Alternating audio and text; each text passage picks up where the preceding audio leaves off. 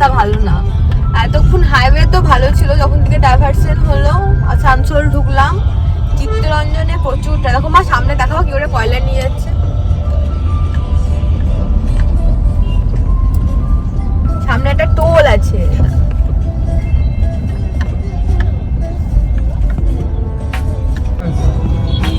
আমরা ঝাড়খণ্ড ঢুকে গেছি, আর বাকি 100 কিলোমিটার। সোজা রাস্তা ধরে চলে গেলে জামতারা পাবো।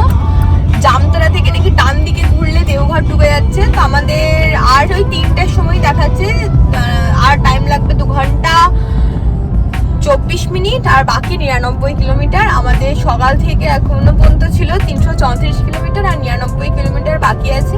দূরে দেখা যাচ্ছে পাহাড়, জানি না দেখা যাচ্ছে কিনা। হ্যাঁ, এই দেখা যাচ্ছে পাহাড়, পাহাড় দেখতে পেয়েছি। রাস্তাও খুব সুন্দর।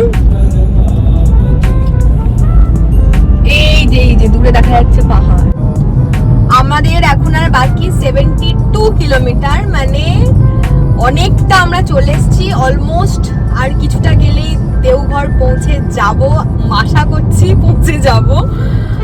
আর হচ্ছে আমরা জামতারা পেরিয়ে গেছি, টুমকা রোডে আছি, টুমকা ঢুকবো। 7 সাল পেরোলাম আমরা 7 সাল। তো যাই হোক, রাস্তা ভালো। রাস্তা দেখাও মা, রাস্তা সুন্দর। অ্যাটলিস্ট আমরা প্রায় পৌঁছে গেছি। আমরা ঠিক 8 কিলোমিটার আগে দাঁড়িয়ে আছি। আর এখান থেকে সময় লাগবে আমাদের হোটেল 8 কিলোমিটার যেতে ওই 10 থেকে 15 মিনিট দেখাচ্ছে ঘড়িতে। আমরা সামনে একটু চা খাবো ভেবেছি। আমরা অ্যাটলিস্ট দেওঘর ঢুকে গেলাম, মানে এখনো ঢুকেই গেছি অলমোস্ট। তো আমরা সকালে বাড়ি থেকে বেরিয়েছিলাম হচ্ছে সকাল 7টা, এখন বাজছে 3:30। তার মানে দাঁড়িয়ে খেয়ে ছবি তুলে ফটো তুলে প্রায় 8.5 ঘন্টা লেগেছে। সাথে ছিল মা। কেমন লাগলো মা তোমার? খুব ভালো লাগলো। আমি ছোট থেকে অনেকবার দেওঘর এসেছি, কিন্তু মেয়ের সঙ্গে আসাটা আমার আলাদা একটা অভিজ্ঞতা হলো। আবার আনন্দও হয়েছে।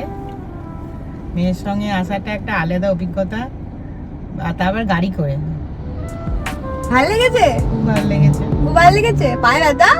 পায়ে তো খুব ব্যথা করছে, কিছু করার নেই। মেয়েকে আনন্দ দেওয়ার জন্য, নিজে আনন্দ পাওয়ার জন্য এসেছি।